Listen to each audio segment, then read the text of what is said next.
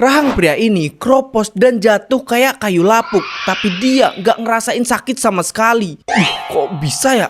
Eben Byers yang lahir pada tahun 1880 ini berasal dari keluarga kaya raya di Amerika. Dengan latar belakang orang tua ini, ia mampu menempuh pendidikan di Yale University. Tak hanya cerdas dan berpendidikan, Byers juga dikenal sebagai orang yang atletis, khususnya dalam bidang olahraga golf. Ia bahkan sempat mendapatkan prestasi dengan memenangkan medali emas di awal abad ke-20. Namun kehidupannya berubah di tahun 1927. Ketika Byers berpergian dengan kereta api, dia ini jatuh dari tempat tidur dan mengalami cedera di bagian lengan. Nah, rasa sakit berkepanjangan membuat dia mencari pengobatan kemana-mana. Sampai ada seorang dokter yang menyarankan sebuah tonik yang sedang populer pada saat itu, yang bernama Raditor, air minum yang mengandung radium, unsur radioaktif yang kala itu diyakini mampu menyembuhkan berbagai macam penyakit, dari kelelahan, nyeri sendi, sampai masalah vital. Wah, ampuh juga ini obat.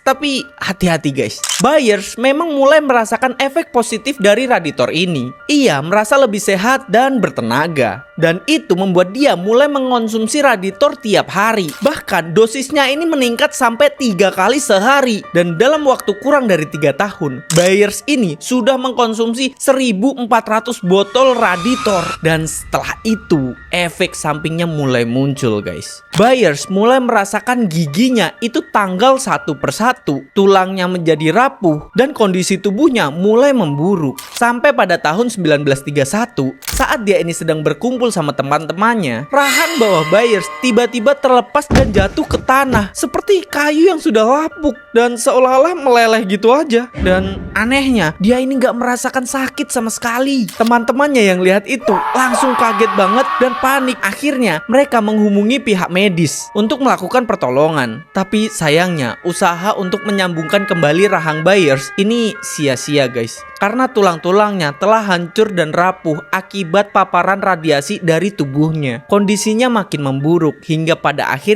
Eben Byers meninggal dunia pada tahun 1932. Nah, jenazah Eben Byers kemudian dimakamkan menggunakan peti khusus yang dilapisi dengan timah untuk mencegah radiasi dalam tubuhnya ini menyebar ke lingkungan sekitar. Dan ironisnya, radiasi yang berasal dari tubuhnya diperkirakan akan terus memancar sampai ratusan tahun, bahkan sampai sekarang. Wah, ngeri banget kan? Gimana pendapat kalian guys?